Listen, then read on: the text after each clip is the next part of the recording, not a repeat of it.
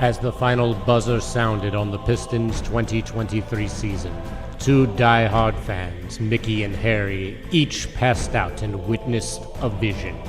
They were visited by Detroit's very own mascot, Hooper, the stallion ablaze, who told them the only way the Pistons would ever win a championship again was if these two men started a podcast.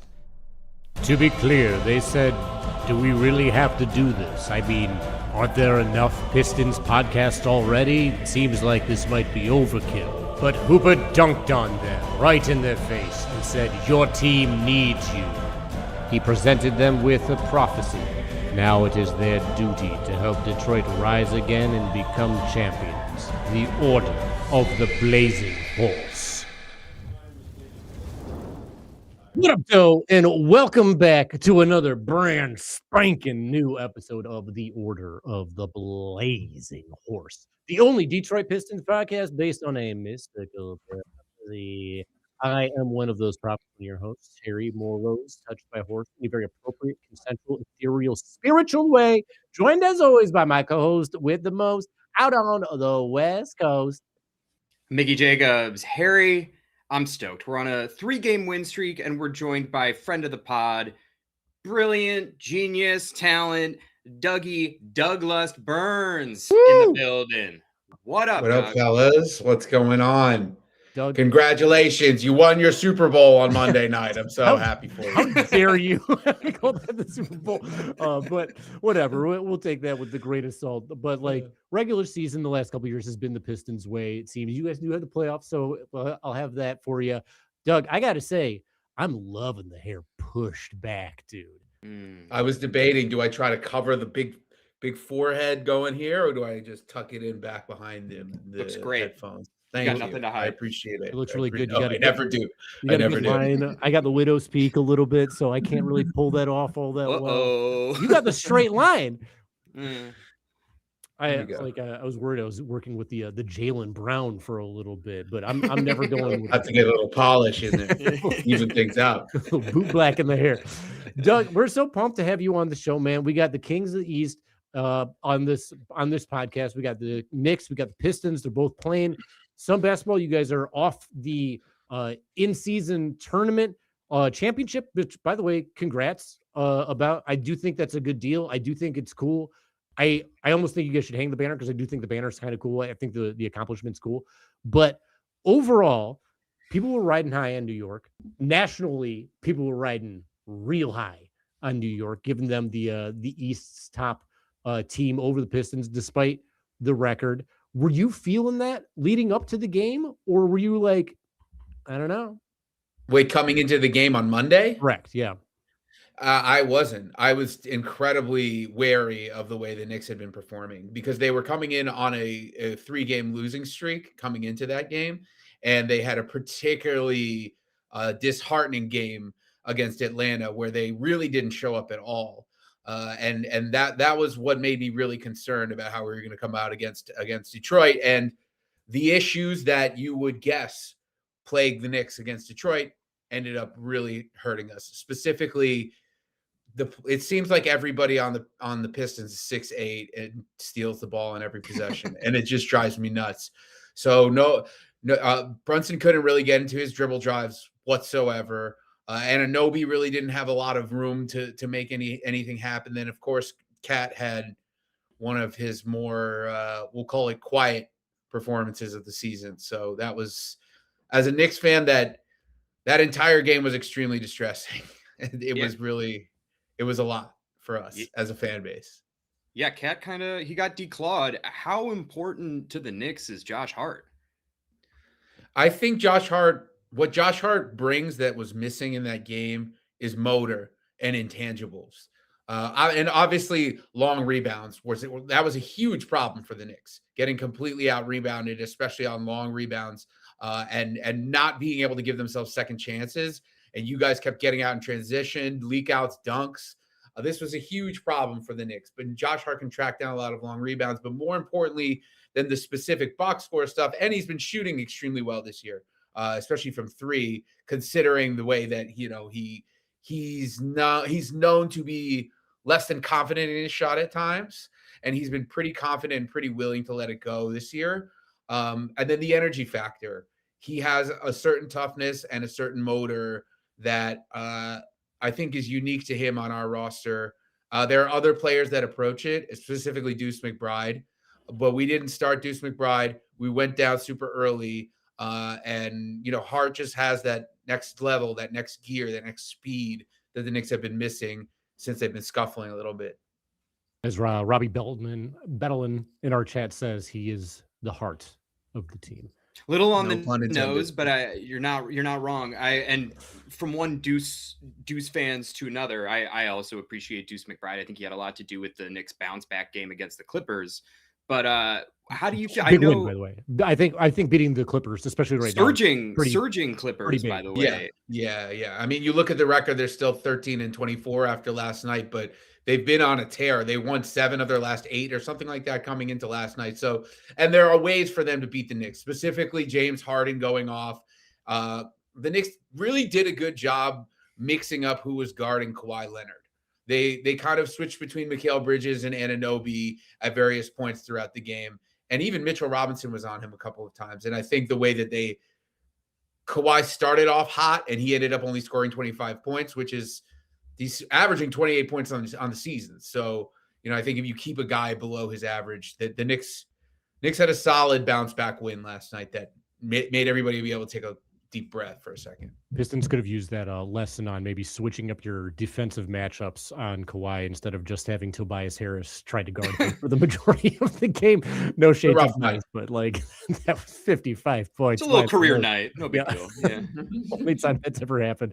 Absolutely insane. But I think you're right about just preventing the lanes for Brunson, preventing the rebounds, getting Cat completely off board. I hate to pour salt in the wounds, but just some stats from that game, because while you say that it seems like everybody on Detroit's 6'8" and swarming all the time, I felt like that defensive performance was one of the best defensive performances we've ever seen from Detroit. It really was incredible. Granted, they came back against Chicago and held them to 93 yesterday, so it's kind of trending that direction, the number 2 defense in the league. But against New York, they held Brunson at 25 points, shot 50% of the field, and he was on one in the first, looking good, but no assists, 6 turnovers. Cat, 5 points, 1 rebound, 6 turnovers.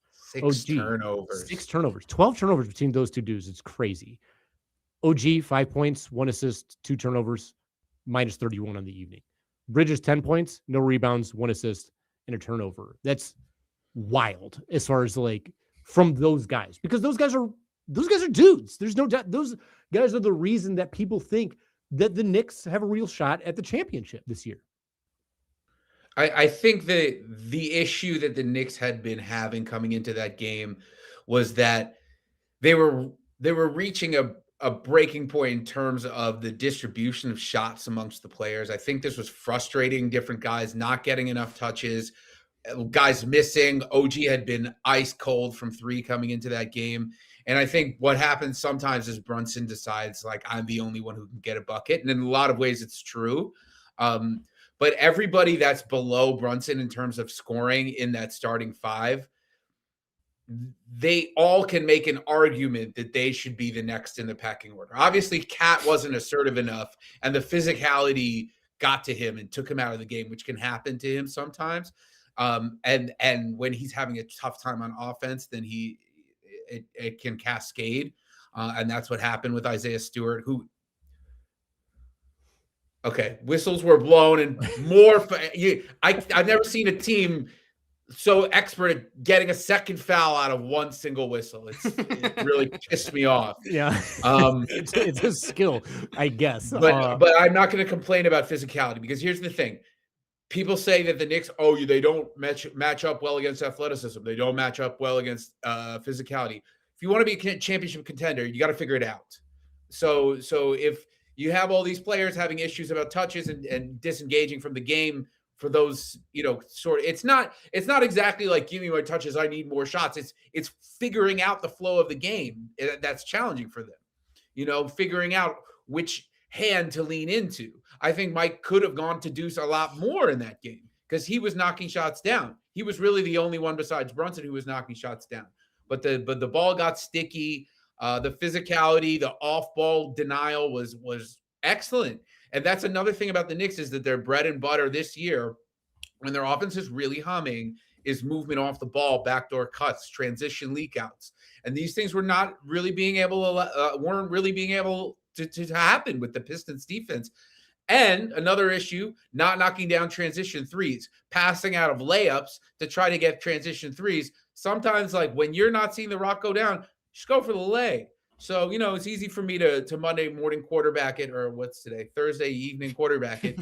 But, and also another thing that was really obvious to me is that the Knicks have had a packed schedule with the cup. They play this extra game that doesn't count. And then they're not going to have 2 days in a row off until Monday, I think, after they play in Portland, I believe, on Sunday. So they're kind of running a little ragged. They're a little injured right now. No Hart, as you alluded to. Mitch has been in and out. Cat missed a game. We missed OG for like 12 games. Anyway, point is they came in a little ragged, and the Pistons, who had just played a back-to-back, there's not really a valid excuse for the Knicks, but the Pistons were extraordinarily motivated and energetic, and just the communication defensively and the energy, and that's the kind of thing that just overwhelms the Knicks at times. So we have to get better at handling that level of effort and matching it ourselves. I think that's really where the Knicks Achilles heel has been thus far this year, is not being able to come up with those kind of energetic showings that the Pistons had on Monday. I like that Greco-Roman reference with the Achilles heel. I made one on Blue Sky myself that the Pistons essentially dragged the Knicks corpse around the walls of Troy like Achilles did Hector. So we can tie that in. It's visceral. Together. It's a visceral image. It was an evisceration. It should be accompanied by a visceral image. So true. I do think the Knicks will be able to figure out how to handle that sort of play, because they've made long runs in the playoffs. They've been in this position before. I think they can figure out, just like you guys can figure out, to like and subscribe by clicking on the alert buttons right there on YouTube. We got some good chat. We got some good followers, some good subscribers. We're over that 100 sub. We're starting to get to 150. You can get us to 150. That'd be great. But we got to know from Robbie Bettelin in the chat. He wants to know, is Doug a fan of Mike Brown? And secondly, Ian McCullough says, I hope I said the name right.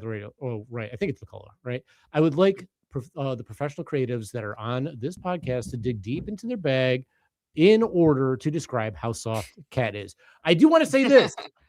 I think we're all three fans of Cat. Yeah. We all think that Cat gets way more criticism than he deserves on so many levels. Granted, in that game, he got thrown off. He got thrown off his game, and I think you could tell with the offensive fouls. He had 3 offensive fouls that resulted in turnovers. That's what 3 of those turnovers were, with the off-arm push. And to be fair to New York and New York fans and to Cat, what Doug had just said about Cat, when his offense isn't there, things can kind of spiral a little bit. Does that remind you of any players on the Pistons that maybe also play center a little bit? It happens. This sort of thing happens. And the other thing I want to cover just real quick on all of that stuff that you said, if I can remember it, as far as the playing all these games in a row and having that extra game, all this stuff does wear on you. And yes, the Pistons did have a back-to-back, but the Pistons have had kind of good rest schedule coming in to these games. That back-to-back was something, but they just got off that 5-game road trip, took it at home from the Heat, but then they recuperated for New York, a game which, Mickey, you back me up on this. You think they had that game circled on their schedule? Yeah, clearly they wanted to send a message. They had the energy, and they also had Stu, which I just thought was so interesting because, we missed Ivy too in the playoff in the first round last year, but Stu clearly took that matchup personally, obviously held Cat to 6 points, 5 points? What did we say? 5 points, yeah. 5 points, and then proceeded to have a career night following. So Stu is on one. And I think it also just sort of highlights for the Knicks and the Pistons how important the bench bigs are. Between Mitchell Robinson, Stu, and Paul Reed, those guys are so important when the Durans and the Cats get into foul trouble. Yeah, and I think Mitchell Robinson had been in a bit of a downswing in terms of his defensive play. And, when I really noticed it, we played, I actually think the game directly before the Detroit game was Philadelphia. And Joel Embiid was getting Mitchell Robinson up in the air over and over again. He had like 5, I think he had 5 fouls. I don't think he fouled out, but man, it was concerning because it's like Mitchell Robinson's timing, his weak side help is what makes his defensive game so special. He closes space really quickly, and he makes the decision on his timing to come over and help really early and really effectively. And he wasn't able to do that, and he wasn't able to stay down against Joel Embiid. So I thought it pretended not so well for the Detroit game, and it bore out. The Knicks are kind of one big or one wing away from being a really, really stout rotation that can go like 10. So I think that's, they have a little bit of inconsistency when either Mitchell Robinson or Cat are not playing. I want to get into potential gaps in both teams, but we did gloss over the question. I know from your hit house track, I like Mike Brown. You had positive thing, which if you haven't heard, go listen on streaming platforms, on social media. But how are you feeling currently? I think Mike Brown has been really positive for the Knicks. I think that what he's done in empowering players a little deeper in the roster has been really great. I think he's gotten a lot out of Tyler Kolek, which is sort of a story for the Knicks this year. He's crazy. He's motivated. He's highly skilled. His handle is excellent. His vision is particularly excellent. And what's gotten him more minutes is his defense. And I think that has a lot to do with, because he was known as a cone last year. And this year he's been up over screens, aggressive, really just playing with lots of energy defensively and into the ball, which is a weak point for the Knicks, point of attack defense. So if you want to play, you got to play defense. And Mike Brown has stuck to that principle and has empowered other players. Diawara, this 6'8" rookie, 19 or 20 years old now, but he's extremely raw. But he's gotten a couple starts. I think that's good for his experience. I also think Kevin McCullough Jr. has, to mixed results, gotten some leeway to play and whatever. I can name all the guys under 22 that have gotten a chance, have gotten a crack under Mike Brown, and I appreciate that. Because when it comes to playoff time, you got to know if anybody gets hurt, if anybody's having any issues, or if you want to just throw an unexpected look at a team, you might have to go a little bit deeper than you originally planned. So if you're ready for that, our last coach was often not ready for that. Another thing I like about Mike Brown is he's extremely accountable to the fans. And, people could accuse him of paying lip service to the fans, but I appreciate it. As somebody who listens to press conferences and thinks about and analyzes what the coach is saying, the fact that he can come out and say, I think that was on me, making this decision was on me, not subbing this guy in here, that's my mistake. And he does the same thing for his players. I think Cat could even reach another level. He said this after a game where Cat scored 40 points. He was kind of slightly critical of Cat in the post game. So I think that he pushes the right buttons. He didn't panic during the losing streak. He didn't change anything too drastic. He just went with what the numbers were probably showing him, which is that he should start McBride instead of the two big lineup that you guys saw to start the game. Last night, he switched, putting Deuce in at the 2 to start the game. These are the kinds of adjustments I like. I mean, some stuff hasn't worked. He hasn't really found a role for Gershon Yabusele that really, there's just some ambiguity in the back of the rotation. But as far as vibe, decision making, and the product that you see on the floor, I think he's been doing a really good job. And he wears cool glasses. He wears cool glasses. He's a looker, without a doubt. Funny dude.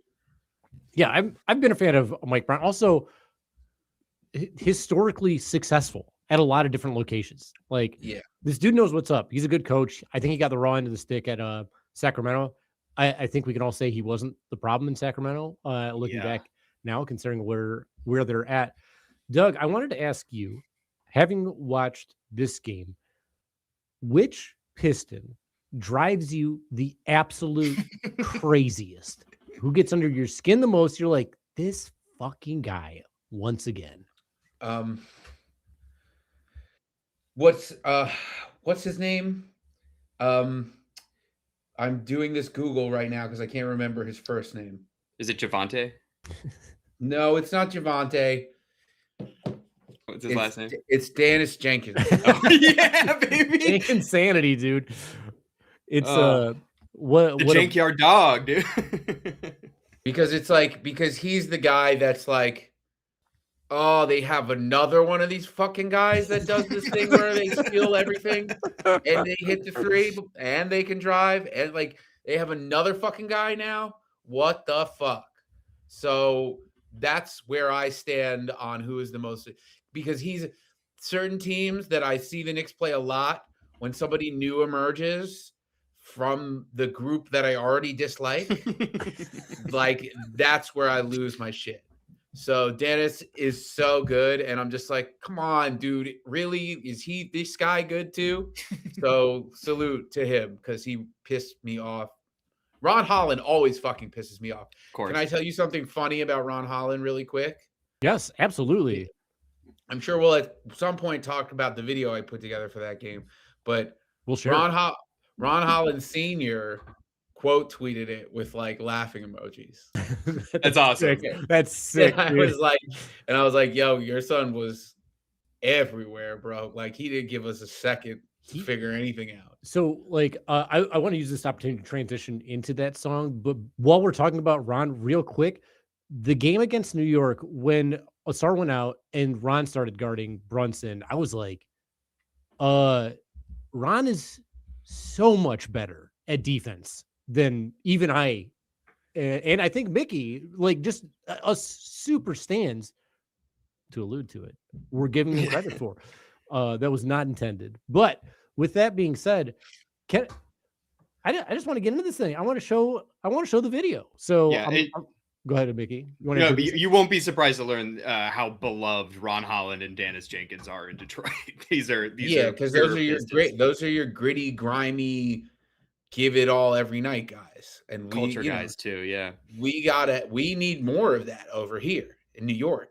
You guys got that in spades. You guys got the floor burn, like get in your face, throw a pillow fight punch. You guys got that.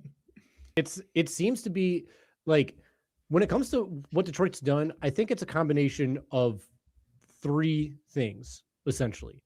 Number one is Trajan Langdon's ability to scout talent and like make sure we have it. But and a little bit of thanks to Troy Weaver and his drafting prowess too. I got to say, after the game against Chicago and this whole season, I think we can definitively say that Isaiah Stewart is the greatest example of Troy Weaver's drafting prowess, because Isaiah Stewart's a fucking dude. Like he has a real shot at Defensive Player of the Year, which is insane. It's truly just insane. So that's number one, is the talent acquisition and location or acquisition, whatever, by Trajan Langdon. Number two, JB Bickerstaff's ability to get literally everybody to buy in and to know what people are good at and how to fit them in the system. JB's a fucking fantastic coach. It's so crazy to me that the majority of his head coaching opportunities have been interim head coach opportunities, when what we're getting is something like truly special from this guy. Well, especially when you see what's happening in Cleveland too. Right? Like, you can chalk that up to health, but clearly he got them to the level that they were at, and they thought that they needed a change of personnel to get them further. And I don't know if that's the case. I mean, they got a coach of the year out of it. Good. Hang the banner. Third thing, the leadership of Cade Cunningham. I think because he buys into everything, and because you have one of these guys too, like Brunson will buy in and do like a whole bunch of stuff. And he's like he's the captain, right? When you have a guy who everybody looks up to and who is willing to like throw his body around and stuff, things work out. So Detroit's very fortunate to have all that going for them, that you have guys that are undrafted free agents like Dennis Jenkins coming in and doing their thing. You have a guy like Javonte Green, who when people signed him in the offseason, I was like, is he even going to play? Who's like an incredible rotation player. You have Chaz Lanier come in cold in this last game and just knock off 2 threes and a jump shot, like right off the bat, looking good as hell. Sasser coming right off injury, scoring 2 games of 7 and 8 points in 5 and 4 minutes, and then back-to-back 18-19 performances. Like this is a deep squad, and it's super nice to have it that way. But speaking of super nice, we got to get into your super sick video. I got to share it with y'all. So here we go. Doug, you want to introduce this shit real quick? Yeah, so this is my recap. It's obviously a parody of Stan by Eminem. I make a parody recap of every single Knicks game. And we chose Stan, me and my co-composer on this one, the great Papa Left, the New York City legend, New Jersey area, New York City area legend on the microphone, diehard Knicks fan and host of Your Knicks, which is another great Knicks podcast if you're interested in that. We were hanging out for his birthday, and we were really hoping the Knicks would win this game, and then they didn't. So we wrote this. All right. Without further ado, I'm going to play it for you.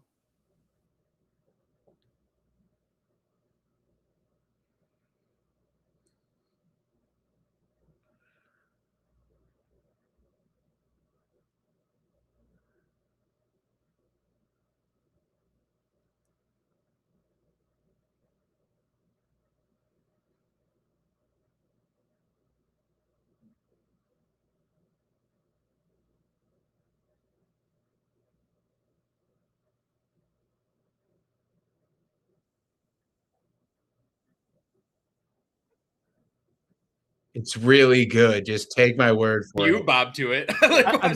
Okay, so nobody can hear it. That's my bad. Let me get the volume on there. Hold on. We're gonna work through this. By the way, while Harry's doing that, is Dante, are you saying you're listening to the podcast while you're going to the alley, as in bowling alley? Because nothing makes me happier than hearing that. If that's the case, if I read that right. It's a man after my own heart. That was really not playing any of the audio. Let's get Ron Senior in here. I love that he's a fan. Where is this from? He knows what's up. Is it really not playing through? Maybe it's not playing on the stream. Macro scheme capture. Modern. Papa Left is so good in this shit. It's unbelievable. He went crazy. You're vocal lately, on not just on this one, but on everything. You've been flexing that range, baby. Yeah, man. You got it. So you guys won't be able to hear it on the podcast, but the listeners, tell me if you can hear it now. 4 losses and still no moves, I don't deserve it. I know you got my last 2 deals, I match the money on them perfect. See, this is my baguette I'm sending you, I hope you need them. I'm on the trade machine, I put Dottier in a 3-way. Hey Leon, I just traded 5 picks. Damn me the tank, you know that song by T-Pain. I'ma buy you a drink about that guy who could've got that model girl from lounging but didn't. And shorty saw him bored and at a show she found him. That's kinda how this is, you could've rescued Freak from Walkie. Now it's too late, it's 3 a.m. in a space, I need coffee. And all I wanted was a lousy banner for the cup. I hope Mike Brown knows Diawara doesn't suck. I loved you, cat, we could win together, think about it. You cry for fouls, I hope you can't use your arms to hook around it. And when you scream, set your feet, these referees is clowning. I hope your conscience eats at you when you read my tweets about it. See, Jalen, shut up, State, I'm trying to talk. Hey, Jalen, that's Nick's Twitter out there getting punked, but I ain't spin the block, I just said we suck. See, I ain't like you, you probably saving up all your dimes for the conference finals. Well, gotta go, I'm adding bridges now. Oh shit, I forgot how I'ma send these pics out. Things gotten cold, I'm wondering why we can't stop the ball. Now we lost 4 straight games in a row. Played no defense at all. Gave up 17 to Javonte Green. Let's go. Dude. So good. Thank you. Another one. There have been so many. This was probably the most inspired one of the year because in pain. I felt the emotion. Yeah. Yeah. Can we go back? When you play like live, what is your vocal range? Because that's crazy. I got caught by my wife. I was singing Mariah Carey's Heartbreaker in the shower yesterday, like belting it out. She came in and she's like, shut up. But like, I can't pull that full set like that. I pitch stuff up. That song's a jam, by the way. If you haven't heard it in 20 years, go back and give it a listen. Good Mariah Carey plug. She needs the. Hey, she needs something other than the Christmas song, man. Heartbreaker's a jam, and Jay-Z's got a good verse in that too. If you're a New York fan, give your boy a shout out again. The guy who did the rapping, because that was fucking great. Papa Left. Yeah, that's Papa Left. That's the great Papa Left. He has made many Knicks songs before. He's an amazing rapper. And he's my friend that like I actually met through just being a psychotic Knicks fan. And I was like, I think you're really good at rapping. He made a great song called Fuck Trae Young. That was the song that really made me be like, this guy's off the charts. But he's a really cool guy and deep guy. And I really relate heavily with him on a lot of things. And we made a few songs together that we haven't released yet. But he comes to the table with a lot of emotion, a lot of disappointment in the history of being a fan of this team. And I think what he was going for with that is he was trying to be basically the id of the raging Knicks fan that just witnessed that game, you know? And I hope that it came across that a lot of his takes that he was giving should be taken with a little bit of a grain of salt. But I don't know if you experience this on Pistons Twitter or if you're on Pistons Twitter, but with Knicks Twitter, every loss is a devastating crash out. So 4 losses in a row. He captured the tenor of what was going on the timeline. So he came to my house. We went out for his birthday, and like a bunch of us went to a bar and to go watch the game. Like, yeah, at least we're gonna see like a fight, like a dog fight, you know. And we're just sitting here, and we picked Stan before the game, and he actually bought a Pistons hat because if we were to have won that game, he was going to write the song from the perspective of a Pistons fan. That's funny. I like that you had either scenario mapped out. So that was one instrumental that we were like, well, we can do it either way. But he came in and just absolutely just barred it up. He came over to my house after the game, and we kind of wrote in the car, and then he just barred it out, and then we recorded the video. And it was funny too, because the Knicks had 4 games in 5 nights before that game, and it blew my voice out because I was singing about so many losses that I had no more voice. So what you're hearing me sing on there is like emotionally and physically depleted, just trying to get those Dido notes out. And that was, and I'll tell you, Harry, my vocal range has developed just by doing this, just by getting the repetitions and the imitations. And like, I make the instrumentals as accurate as I can. I rarely change the key. So it's like, I have to execute this somehow. I do a lot of studio shit. Like I do double and triple my vocals and, you know, tune them up and stuff like that.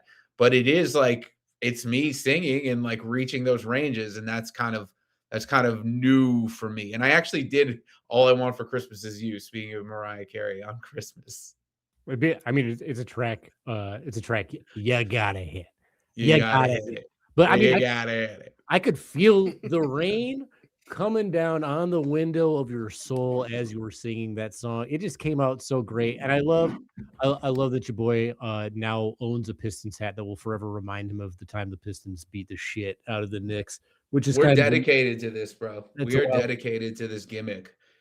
Can you guys banter for 1 second? I just have having a battery issue. Sure can. Yeah.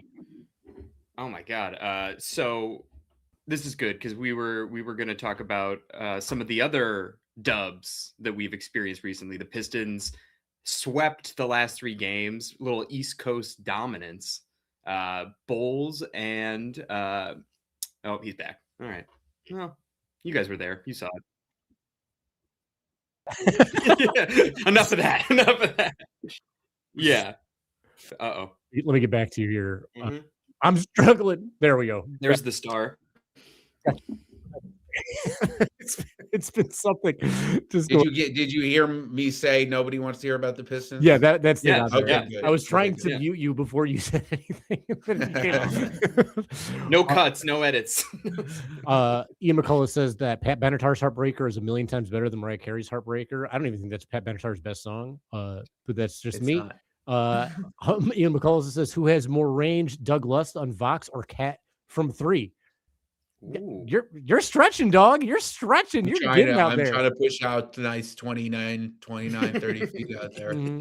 Today I sang The Darkness. I was going to bring good. that up. It's So good. That was my karaoke song for a while, a thing called such Love. a good karaoke song. Ambitious. I go after it. What I lack in vocal talent, I make up for in charisma, personality, chutzpah, as we say. Chutzpah. Yeah. Like commitment. I commit, I was the guy at basketball camps getting the hustle award. I bring that same energy. I'm the Ron Holland of the karaoke stage. I might not have range. I might be pretty off on my range, but I'm giving my all, baby. Yeah, you're all over the place. Yeah, you're hitting people for some reason. I'm making faces. Ron Holland, king of the face, I gotta say. Yeah, definitely. Doug's a stretch 5. Yeah, Doug, you're a stretch 5 at this point. Big time. Yeah. I mean, I when I play, I'm a stretch 5. They say you got logo octaves out there. that's honestly pretty sick. Logo octaves is fucking type. I love that. So you brought this up just because we should say like a little bit topical, because there has been some Eastern movement and there were some Eastern promises, if you will, by the Atlanta Hawks front office to move Trae Young, and they moved him. They moved him quick. And I was going to ask you, like, your mood's got to be better now that Trae got moved to Washington, and also that you guys got that win over the Clippers. How are you feeling about the Hawks trading Trae to the Wiz? Trae Young is not a Knick villain. We need to debunk this entire concept. The fact that he sent Reggie Bullock and Nerlens Noel packing 5 years ago is very old news. Pistons legend Nerlens Noel, if I'm not mistaken. Pistons legend Reggie Bullock. Right? Both of them, right? Both. Okay. Pistons legends, both. So that, and then he won a cup qualifier game and he rolled the dice on court when they won the game on the regular season. And with combining the playoff series that they won 4-1 5 years ago, before the birth of my second child, before I even thought about having another kid, he's now 11-18 lifetime against the Knicks, and he is a traffic cone. And the idea that he's a Knick killer is one of those things that took root in people trolling on Twitter just to piss off Knick fans. And as you can see, it worked. You're fine about it. But the funny part about it now is that we ran through Atlanta with Trae in the lineup, and we got ran through by Atlanta with Trae on the bench with some probably schmaz injury while they were actually finalizing the details of this trade. So I think Atlanta is more potent now, more dangerous, and now they have CJ McCollum, who is probably going to be willing to not take over and let Jalen Johnson do his thing. And they also have Corey Kispert, who is a knockdown shooter. So, and they don't have a sieve traffic cone who likes to take 35 footers for the vibes. So they don't have that anymore. And, look, maybe the Wizards will. The funny part about this whole thing also is I'm sure you guys are aware of this. The Knicks own the Wizards' top 8 protected pick this year. Mm-hmm. So if Trae Young plays puts them on any sort of path to success, he's risking the Knicks actually having another second-round pick this coming offseason. Having 2 first-round picks this coming offseason. So the Knick fans are now actually rooting for Trae Young in a funny way, for him to go on just enough of a run that this pick will somehow convey, which I'm sure it won't. I'm sure they'll shut him down at some point if they sense that the Wizards are playing too well. But the long and short of it is I'm not even going to say fuck Trae Young. I'm just going to say I don't even think about you at all. The Don Draper Yeah. meme. But yeah, let Papa Left say it. Yeah, Yeah, exactly. He does have the size of the writer guy in that elevator meme too. in Mad Men. In Mad Men. Mickey, I think you and I think are more aligned on this. Tell us how you feel about the Trae Young movement and Trae Young going to Washington. I kind of like the fit in Washington. Actually, I feel like they had a good defensive structure of guys, but they didn't really have a guy. And everything you said, Doug, is true about all of the things related to Trae that are annoying. But I don't think he's ever averaged less than 8 assists. And you need a dude with gravity, and you need a table setter, and you need a guy. I think they need a guy who's gonna pull up from 35 for the vibes, as you said. And Yeah, I mean it's a totally perfect situation for him. He can do whatever the hell he wants.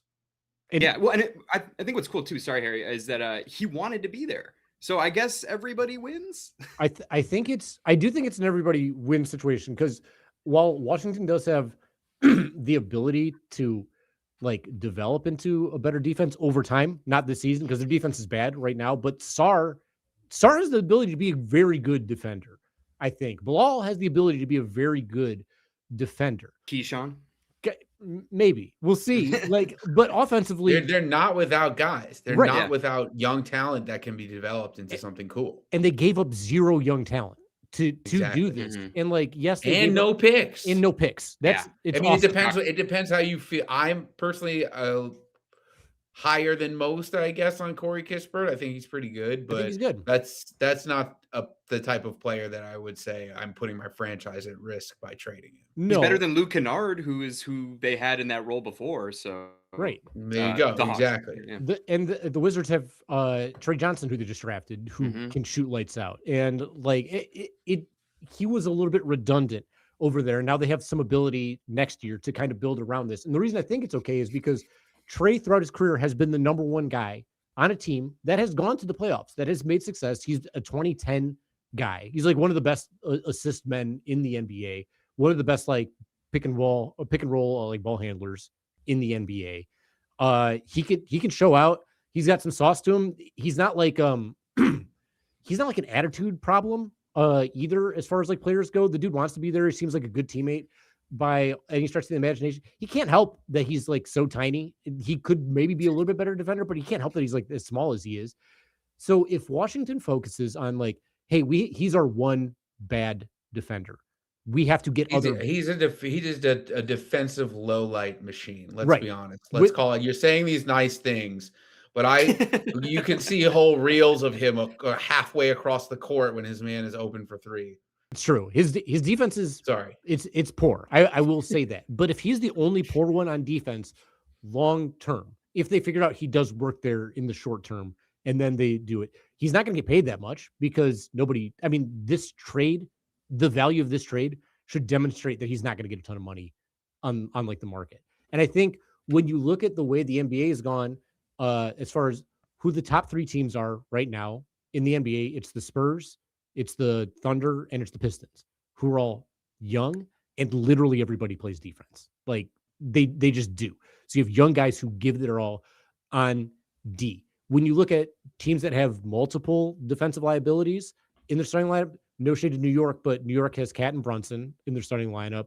And they have against Cade specifically, they kind of struggle to have individual guys who can guard him as well. So that's like another issue. But like against New York and against the Los Angeles Lakers, who also have multiple defensive liabilities on the court at any given moment, they beat those 2 teams by 53 points in the span of 2 games. Like that, there's a trend of how important defense is. And we already started to see this trend when guys like Cam Thomas were talking about like trying to get paid heavy. And everyone's like, but you only can score. And there was looking at Jaden Ivey, and they're talking about how much money he's going to make. And they're like, yeah, but tell us about your defense. Like what's going to happen there? And I mean, the Clippers traded Norm Powell, right? Because they just thought of him as an offensive player. Granted, Norm Powell's like balling the hell out. Like he's sick, but he's insulated by great defenders. Right. So like when you're in the situation, when you have multiple bad defenders, it's troublesome. And Atlanta had a whole bunch of not great defenders. I don't think Jalen Johnson's a great defender. Trey, we already went over. He's not great. Onyeka ain't like the best defender. So I think it's important, but I do still think that these players have value, and being a number one guy and being a captain has value. So I think for Washington, this could be a very good thing for the development of all their guys and to really cement in the front office's mind the direction they have to go with this team, which is the direction you should go for in the future. Yeah, I think it's the perfect situation for the sides involved. It sucks for Atlanta that they couldn't get any draft capital out of the trade, but if you feel the time to cut bait has come and you feel Jalen Johnson as the direction of the franchise, you got to just listen and move when it's time to move. A lot of people are clowning their front office for waiting this long, but you can't tell the future. You can't predict when somebody falls out of phase with the rest of their team. And that's really what happened here. Yeah, and they're going to have a lot of cap to go get a lead guard once CJ expires. So it'll be interesting to see what they do. It'll be so funny if they replace Trey with like Ja.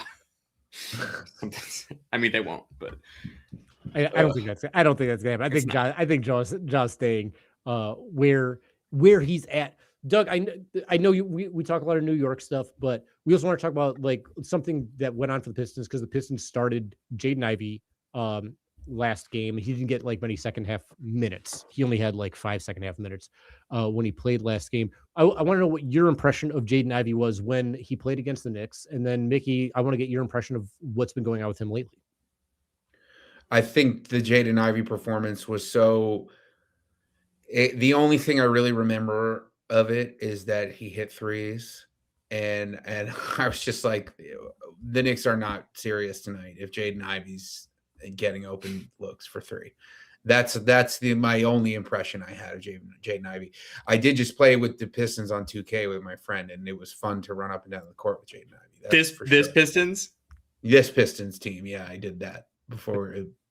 How did you do? He beat me as the Kings, but it's because I'm pretty shitty at 2K, not because there's something wrong with the Pistons. No, I will say Zach LaVine is a bad matchup for us. He is a historic. And DeMar DeRozan was a bad matchup for me after a few doobies. That's a 40 piece against Detroit. That's not just a you thing. Yeah. I think DeMar scored like 30 plus last time he played us on like insane shots. Yeah. Mickey, so like Ivy started against Chicago. Mm-hmm. If he played, I think, pretty decently in the New York game. What, he put up like 16, 17 points, something like that? If I 6 for 10 from the field, one of 2 from deep, 3 out of 4 free throws, and didn't really turn the ball over too much. Didn't pass the ball a whole bunch either. But sort of as we've been saying, the role he's been in hasn't been lead ball handler. He's been kind of just told to go get a bucket, play as good a defense as you can. He's sometimes really good at grabbing rebounds. He's good for a recovery block or two. It's just suddenly with Danis emerging, Sasser healthy and coming off the bench and just making it rain threes, and Karras in and out of the rotation, health depending, it's just, we've got a little bit of a logjam at the guard spot, and it's just sort of night by night. But I will say it seems like JB, even if he has a really strong first half, has been hesitant to give Ivy like closing minutes, for instance. Yeah. He doesn't seem to play late in the games. He only has one game of like 29 minutes where he was doing that.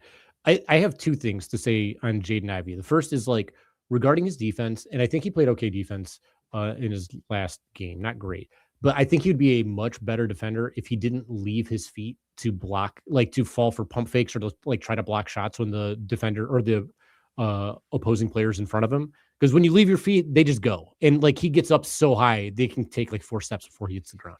You watch Cade like do a closeout. You watch Asar do a closeout, although Asar does this sometimes too. You watch Ron do a closeout. Javante's so good at this, just like the run up and stop in people's face. That's helpful. That's enough. That will deter a shot.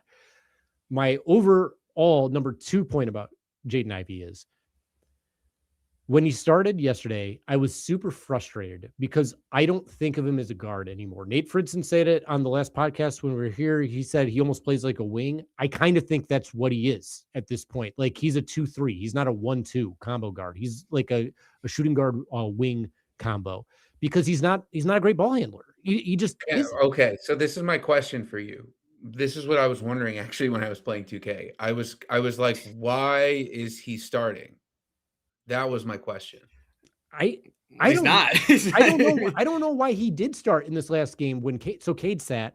So I was like, okay, Danis will be okay. So he effectively played point guard, right? Which he hasn't, and that's what he did, by the way, because Cade's second year he was injured for the vast majority of it, and Ivy was the de facto point guard. So that's sort of the role he team was wasn't slotted in. Nearly as good, but he got some good reps. Right, terrible. And a lot of people wanted him to be that. Like he can develop into our second ball handler, and then Cade and Ivy can stagger.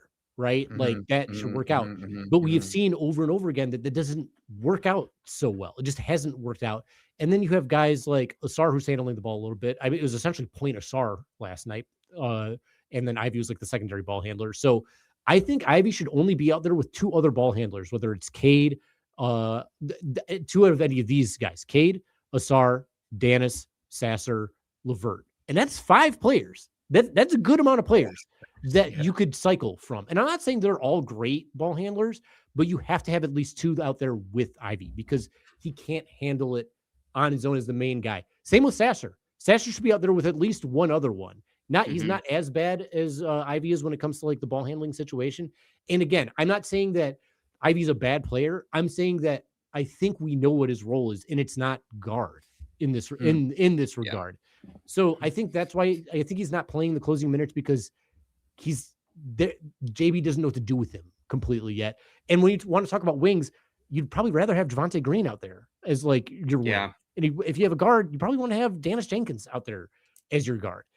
So, and like Ron Holland and Asar Thompson when it comes to like these situations. So it's just tricky. And Doug, per your comment about him hitting threes, I wish that's all he would do. Not all, but for right now, I wish he would just shoot threes like crazy. Yeah, the drives haven't been great. And that's sort of, as you were saying, running down the court super fast. That first step is sort of his best skill.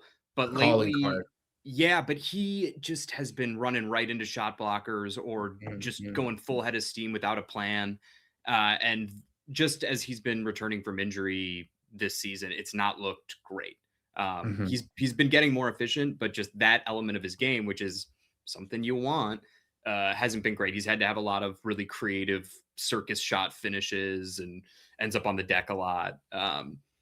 So we got to get. I just want to say, OG, unnamed YouTube user says, I also think that Ivy wasn't playing point very much at all. He wasn't a point guard in college, and he hasn't consistent reps as a pro gotten it. Of course, he isn't going to excel there in limited minutes. That's fine, but we don't need him to. That's the thing. It's like he doesn't need to be that guy. So like, let's not force it. So anyway, as you were saying there, Mickey. Oh no, we well said, and I think JB's sort of figuring out what to do with him as he returns, and just sort of what we're going to do with this lineup, because we could talk all night about consolidation trades or depth trades for Detroit and New York, but we got to get Doug out of here in the next 5 minutes or so. Do you guys want to play a little Mensch or Bench? We got to do Mensch or Bench. We got 3 Jews on the pod. We got to Mensch or Bench it up. We got at least 2 Mensches on the pod for the first time in a minute. Come for the Pistons talk, stay for the fun games. That's what I love about this podcast. That's what we're trying to cultivate here. So Pistons Knicks edition? Do you know the players personally well enough on the Knicks, or can you speculate? I just know the media stuff that every Knicks fan sees. So no. All right, Mickey, kick us off. Okay, we talked about him a little earlier. I've got an impression of him in my head. And again, this is all speculation. Would you like to hang, have a beer, do whatever it is with this guy, whether you like his game or not? Tyler Kolek. Mensch or Bench? I feel like a night of drinking with Tyler Kolek would be something I would like to do on New Year's Eve. Like if that's the one night as a 37-year-old man with 2 children, the one night a year that I stay out till 6 a.m. is New Year's Eve. And I would do New Year's Eve with Tyler Kolek. It's going to be a bender. Exactly. Yeah. Harry? First I want to say I can definitely see that with it. You guys both with the hair pushed all the way back, slick all the way back. Out. Oh my God, sloppy steaks on the town for you fellas, without a doubt. Even though Mickey and I do joke a little bit about Tyler Kolek behind closed doors, I'm going to put him on the Mensch situation because I feel like I liked him out of the draft. I felt like he was the leader at Marquette when he was there. And if he was able to start playing defense this year when that was a problem for him last year, I like that sort of accountability. I'm going to Mensch this man up. Mickey. I by the way, I think he's looked really good. His shots falling, like you said, Doug, pesky defense. I got to bench him because I do think it'd be fun for a minute. You're partying, you're throwing him back, having a good time. Next thing I know, I wake up in a bathtub full of ice. My kidney's gone. My car keys are gone. He's stolen my identity. He's stolen my organs. I don't trust him. I think he's got that American Psycho vibe. And I'm afraid of him, which is like everybody wants that guy on their team. That's just another New Year's Eve in the city. Don't go back to his apartment. Don't go back to his apartment. Do not don't go to the second location. I'm paying $120 for an Uber from Midtown. All right, Doug. All right. I'm gonna throw a piston your way. You got to Mensch or bench this guy. We're gonna go with Javonte Green. I'm mentioning Javonte Green. Woo! I'm mentioning Javonte Green because I think he had so much fun kicking our ass that I was like, this guy's cool. And he seems like a fun, upbeat guy, and I want to hang out with him. So I'm definitely mentioning him. It's a Mensch for me too. Yeah, I think he's up for anything. Not in a crazy psycho way necessarily, but just, if you want to have a chill night in, you want to play 2 minutes in garbage time, he'll do that. If you need to spot start, he's down for that. So I think his nickname is Woo, by the way. So I think I'm mention Woo. He seems great. I'm a Mensch Woo too. I gotta mention any player who wears the t-shirt under the jersey on a regular basis. I love that look. That look is so dope. It takes Ron me Holland back. Ron Holland does it too. Asar was doing it for a grip, but Woo been doing it for a whole bunch of time. Plus, the dude gets highlights like crazy. He goes for the highlights. I love it. Plays oh my God, he's so fun. I love him so much. I also want to say this about Woo real quick. He, to me, has completely taken over the Malik Beasley under the radar free agent. Holy shit, this guy signing that brings energy to this team. I'm so happy he's here. Yeah, I was not very familiar with his game before, and he has been such a pleasant surprise. Let's go Knicks. Kind of a controversial pick just amongst Knicks fans, depending on the week. Let's go Mikal. I love Mikal as a basketball player, but I actually think I'm going to bench him. Just because a Nova boy, you're benching a Nova boy. You're a crazy kid. Is he gonna bring the energy to our night out that I want, or is he gonna kind of like be a little quiet, and not open up? In other words, when we're out on the town, you know what I mean? So I'm not benching him basketball wise, perhaps for the purposes of our game. That's the game. Yeah. Harry? I'm also going to bench him, and this is just because he was simping for Monty Williams so hard. Yeah, I forgot about that. Yeah. Sorry, bud. No, I'll mention. I feel bad about benching a Nick. It's terrible. I want to hang out. It's okay. I should be so lucky. Well, this year you can though, because they're actually using the bench, so that's not a big deal. I'm gonna mention him. He seems like a sweetie to me. I did forget about the Monty thing though. That does put a bad taste in my mouth. I had to bench somebody. Mm-hmm. All right, we're gonna. This will be the last one before we get Doug out of here. Doug, let's lay this to rest. Is Cat a Mensch or a bench? Cat is a big Mensch.